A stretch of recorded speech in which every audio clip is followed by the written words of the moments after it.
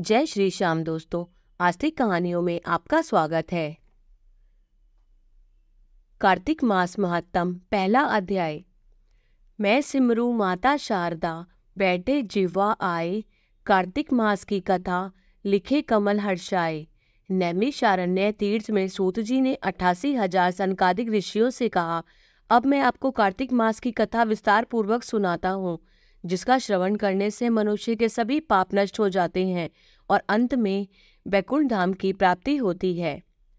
सूत जी ने कहा, श्री कृष्ण जी से अनुमति लेकर देवर्षि नारद के चले जाने के बाद सत्यभामा प्रसन्न होकर भगवान कृष्ण से बोली, हे प्रभु, मैं धन्य हुई, मेरा जन्म सफल हुआ।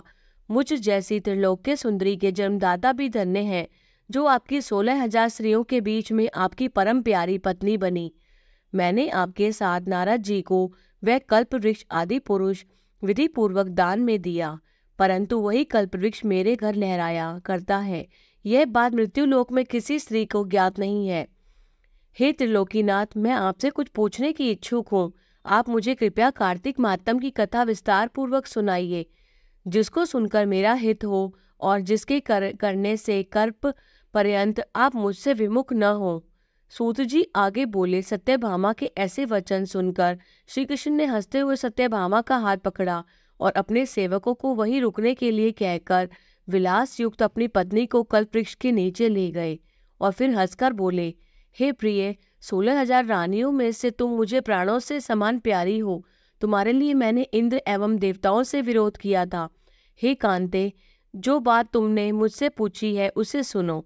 एक दिन मैंने तुम्हारी इच्छा पूर्ति के लिए गरुड़ पर सवार होकर इंद्रलोक जाकर कल्प वृक्ष मांगा।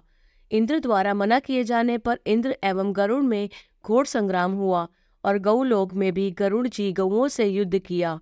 गरुड़ की चोट से उनके कान एवं पूंछ कटकर गिरने लगे, जिसने 3 वस्तुएं उत्पन्न हुई। कान से तंबाकू, पूंछ से गोभी और रक्त से मेहंदी बनी। इन तीनों का प्रयोग करने वाले को मोक्ष नहीं मिलता। तब गौओं ने क्रोधित होकर गरुड़ पर वार किया, जिससे उनके 3 पंख टूटकर गिर गए। इनके पहले पंख से नीलकंठ, दूसरे से मोर और तीसरे से चकवा चकवी उत्पन्न हुए। हे प्रिय, इन तीनों का दर्शन करने मात्र से ही शुभ फल प्राप्त होता है। ये सुनकर सत्यभामा ने कहा, हे प्रभु, कृपया मुझे मेरे पूर्व जन्मों के विषय में बताइए। मैंने पूर्व जन्म में कौन कौन से दान, व्रत व जप नहीं किए हैं? मेरा स्वभाव कैसा था? मेरा जन्मदाता कौन थे? और मुझे मृत्युलोक में जन्म क्यों लेना पड़ा?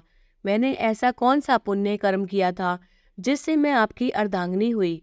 श्री कृष्ण ने कहा, हे प्रिय, अब मैं तुम्हारे द्वारा पूर्व जन्म में किए गए पुण्य कर्मों को विस्तार पूर्वक कहता हूँ, उसे सुनो। पूर्व समय में सतयुग के अंत में मायापुरी में अत्रि गोत्र में वेद वेदांत का ज्ञाता देव शर्मा नामक एक ब्राह्मण निवास करता था। वह प्रतिदिन अतिथियों की सेवा, हवन और सूर्य भगवान का पूजन किया करता था। वह सूर्य के समान तेजस्वी था। वृद्धावस्था में उसे गुणवती नामक कन्या की प्राप्ति हुई। उस पुत्रहीन ब्राह्मण ने अपनी कन्या का विवाह अपने ही चंद्र नामक शिष्य के साथ कर दिया। वह चंद्र को अपने पुत्र के समान मानता था और चंद्र भी उसे अपने पिता की भांति सम्मान देता था। एक दिन वे दोनों कुश व समीधा लेने के लिए जंगल में गए। जब वे हिमालय की तलहटी में भ्रमण कर रहे थे, तब उन्हें एक राक्षस आता हुआ दिखाई दिया। उस राक्षस को देखकर भय के कारण उनके अंग शिथिल हो गए और वे वहां से भागने में भी असमर्थ हो गए। तब उस काल के समान राक्षस ने उन दोनों को मार डाला। चूंकि वे धर्मात्मा थे, इसलिए मेरे पार्षद उन्हें मेरे बैकुंठ धाम में मेरे पास ले आए। उन दोनों द्वारा आजीवन सूर्य भगवान की पूजा किए जाने के कारण मैं दोनों पर अति प्रसन्न हुआ। गणेश जी, शिव जी, सूर्य व देवी, इन सबकी पूजा करने वाले मनुष्य को स्वर्ग की प्राप्ति होती है। मैं एक होता हुआ भी काल और कर्मों के भेद से 5 प्रकार का होता हूँ। जैसे एक देवदत्त, पिता, भ्राता आदि नामों से पुकारा जाता है। जब वे दोनों विमान पर आरूढ़ होकर सूर्य के समान तेजस्वी रूपवान चंदन की माला धारण किए हुए मेरे भवन में आए, तो वे दिव्य भोगों को भोगने लगे। जय श्री श्याम।